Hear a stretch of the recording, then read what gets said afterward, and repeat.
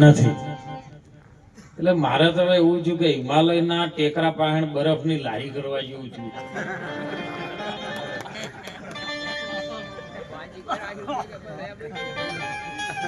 કારણ કે નકરો બરફનો પહાડો હોય એ હવે બરફની લારી કરે જો મેળ આવે એમ કહો. સંત મહાપુરુષ હતા ને, નદીના કોઠે સવાર વહેલા જ્યાં જો કોઈ માથે ના લેતા હો, ટોપી પહેરી ન લેતા, રેડીમેડ છે આપણી પાસે ખુલ્લું, ફાવતું આવે ને પાછું પહેરી લેવાનું. સવારના વહેલા ઉઠીને મહાત્મા પુરુષ નદીના કોઠે અમૃતપુરી મહારાજ જ્યાં જેવી નાવાની સ્નાન કરવાની તૈયારી કરી, જેમ હાલ કુંભમાં બધા તૈયારીઓ કરેલી, એમાં એક નાની ઓલી દેવ ચકલી આવે છે, કાળી દેપી જેમ કહીએ, બાજુમાં મહારાજને ચી ચી ચી ચી કરવા માંડી. મહારાજ કીધું ચમ આમ કરે છે કે મહારાજ તમે વહેલા નાવા આયા હોય, સ્નાન કરવા કરી લો, નકર હું આ બધું પાણી પી જાય. મહારાજ કીધું તાર સ્નાન કરી લે ભાઈ, આટલું બધું નદીમાં પાણી વહે છે, તું કે છે બધું પાણી પી જાય, નાવા માટે નહીં રાખું, તો તું એમ કર, તું પેલું પી લે. એટલે પેલી ડેપી ઉભી થઈને ચોથમાં એક ચોથ ભરીને હાશ કરીને શાંતિ થઈને બેસી ગઈ. મહારાજ કે હવે તમારે જેમ કરવું એમ કરો. મહારાજ કે તું તો એમ કહેતી કે નદીનું બધું પાણી પીએ, કે મારે આટલી જ જરૂર છે. સમજાય છે?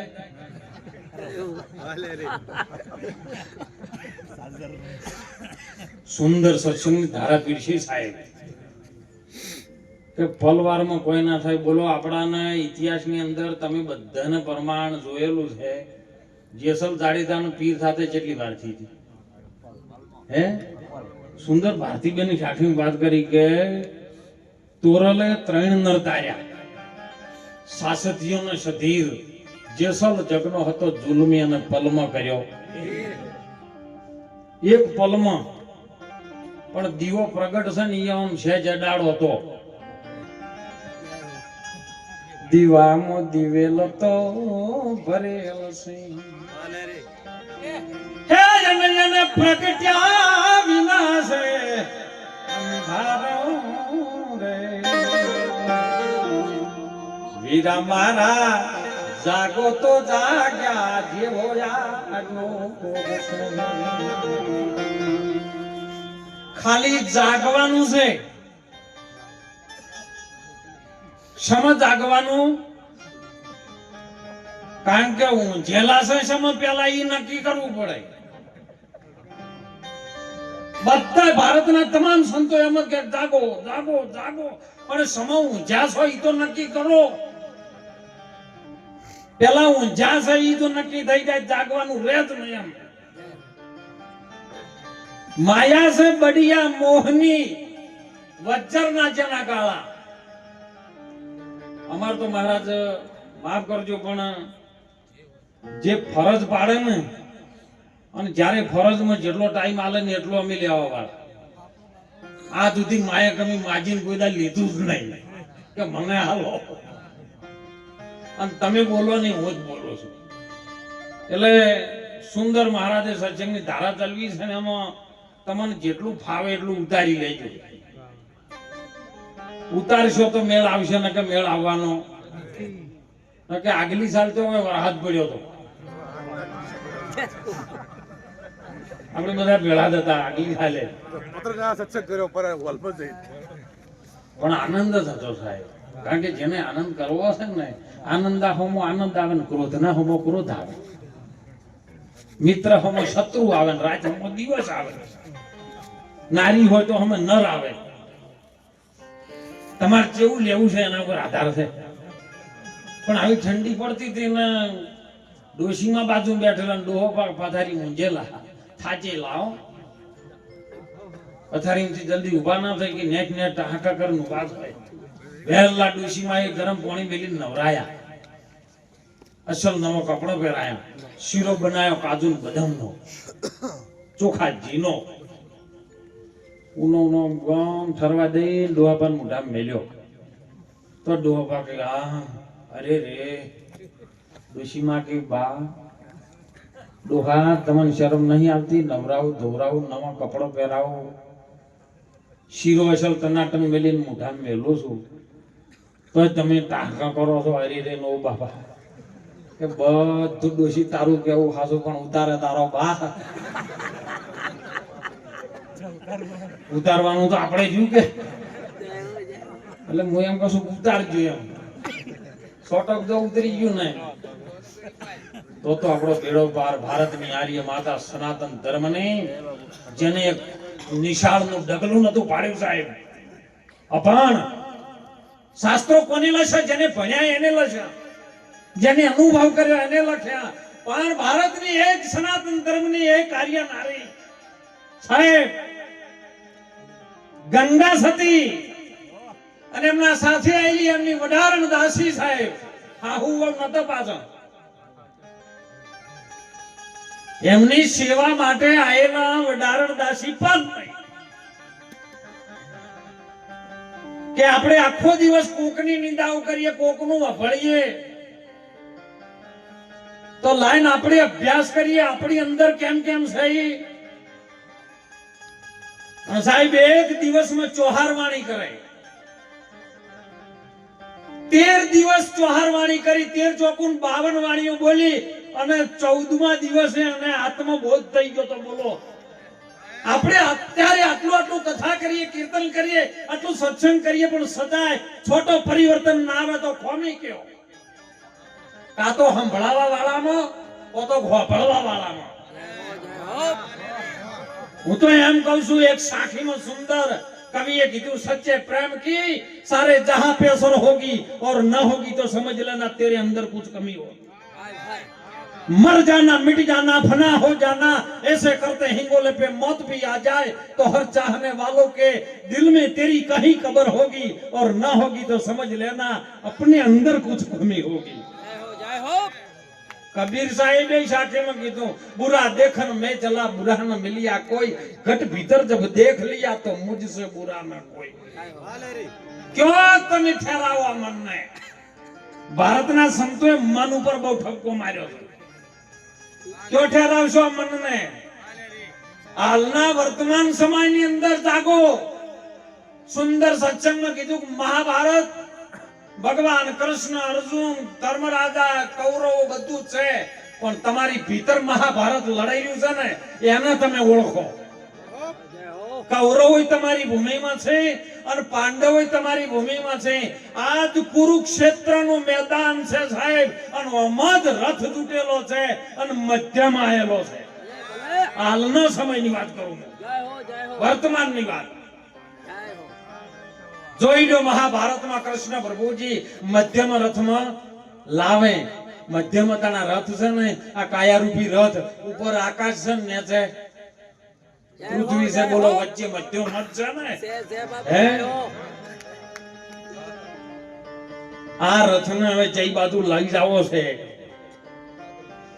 સુંદર વાત કરી જો કૃષ્ણના હાથમાં દોરી આપી દે ને પણ કૃષ્ણ કોણ છે એને તો ઓળખો છે મુગટધારી કૃષ્ણ એવી તો નાની મૂર્તિ લઈને મીરાઈ ફરતી હતી કૃષ્ણની મૂર્તિ લઈ અને જ્યારે દોટમ દોટ કરે ને મેરે તો ગિરધર ગોપાલ દૂસરો ન કોઈ આવી વાત કરે ને એમાં સાધુ સંતો તત્વજ્ઞાની સંતો ત્યોતન નીકળ્યા છે અને આ નાચ ગાન કરે એમાં સંતોની દ્રષ્ટિ પડી કે મીરા તું આ નાચ ગાન કરે આ કૃષ્ણ કોઈ આવડો ખરો કૃષ્ણ તો ઓળખે છે કે હા મારી માએ બતાવ્યો છે એટલે હું લઈને ફરું છું કે પણ આવો કૃષ્ણ નથી તો કે કેવો છે તો કે કાશી ક્ષેત્રમાં જા આર્યું અમારું ગજુ વાગે એવું તો સંતો આર્યું કરતા જે વાતની ખબર ના હોય ને કે ભાઈ સાહેબ અમારથી થાય એવું નહીં તમે અમુક સંત પાસે અત્યારે સમય કેવો આવ્યો ખબર છે પેલા પણ કોઈ નહીં હેડ ન હોય એ તો કથા કરે બીજું શું કરે પેલા એવડી વાટે જ જોઈ રહ્યા આય લે તને કરું ટીલું થાય મારું લીલું તું માર ચેલો ના ઉપાડ પડ્યો ઠેલો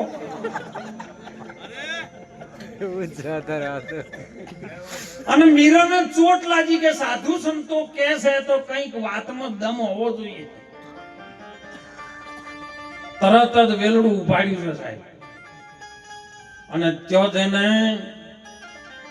એ કાશીની ગંગામાં જ્યારે સ્નાન કરવા માટે સવારે દિવસ ઉજ્જૈન નીકળ્યા ને આજુબાજુ બધા પહેરાવાળા હતા, કારણ કે રાઠોડ કુળની મર્યાદા હતી. આ વાઘેલા કુટુંબમાં મોરાર સાહેબ થઈ ગયા આપણા, વાઘેલા કુટુંબમાંથી થરાદમાંથી નીકળેલા સાહેબ રવિ સાહેબ જેને ભેટ્યા ને માનસંગ વાઘેલામાંથી મોરાર સાહેબ બન્યા. એના ભજન સાહેબ તમે જોવો ને ઈ કુળમાં પ્રગટ થયેલું છે. કેમ પાછા પડી ગયા?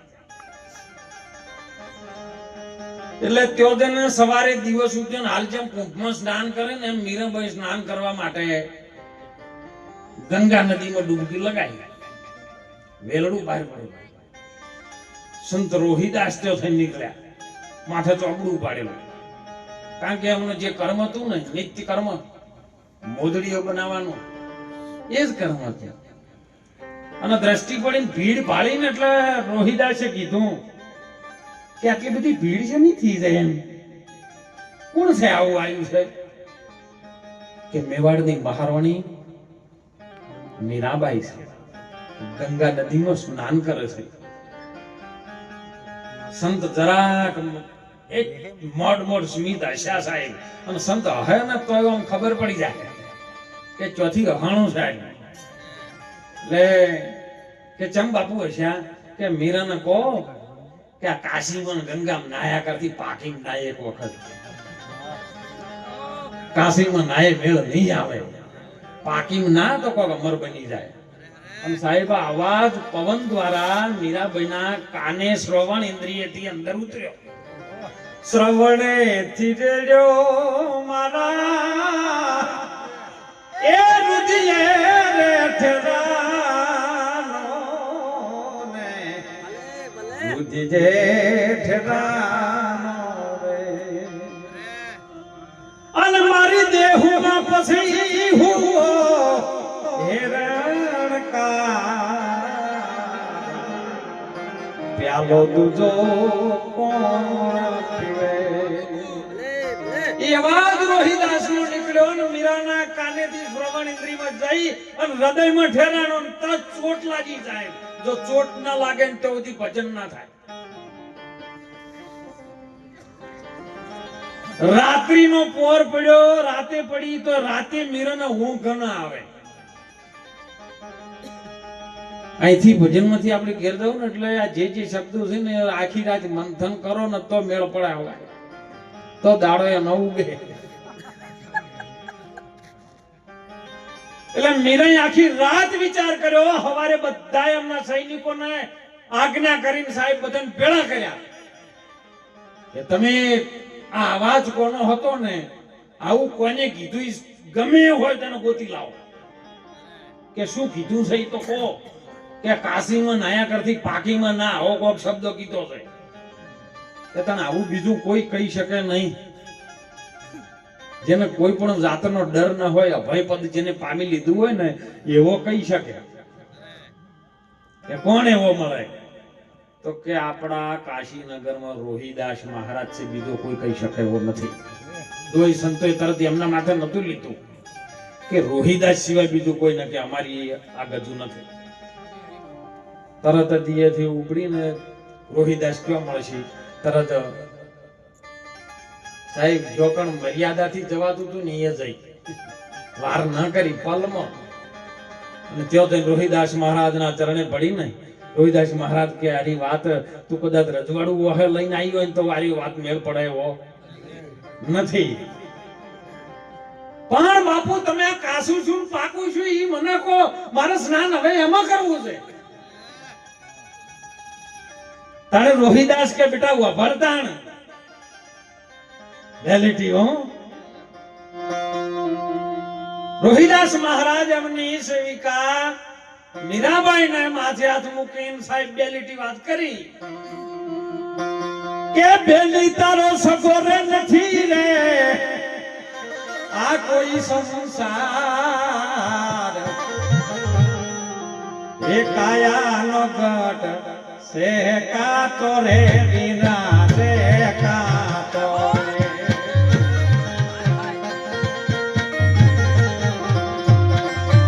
બેલી તારો સગો નથી રે, સંસાર કાયાનો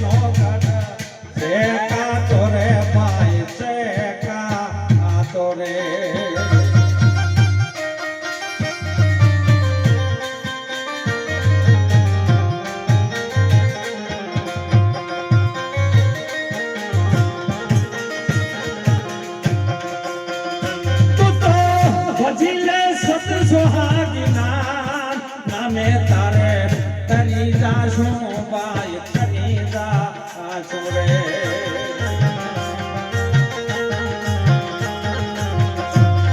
અને આગળ પ્રશ્ન કરે સાહેબ તો પલમો બોધ થાય પલમો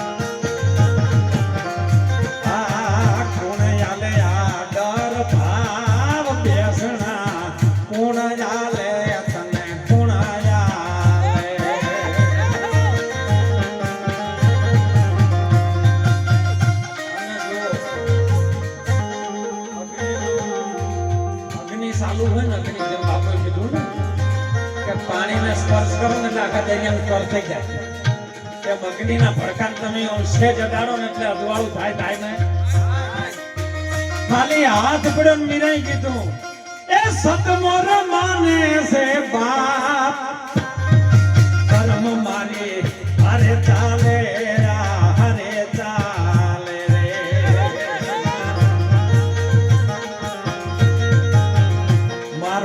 સદગુરુ આલે યાદર ભાવ બેસના એ આલે રે આલે આલે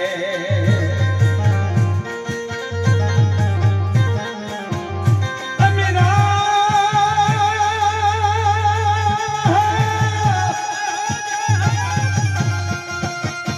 પાંચ તત્વની તારા કાયા મીરા તારી કાશી છે આ છે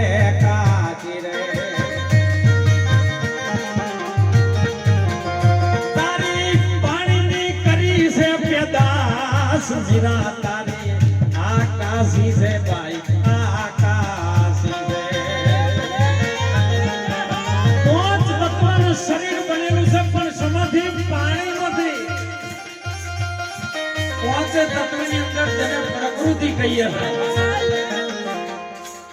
અને પ્રકૃતિ શની બનેલી છે માની બનેલી છે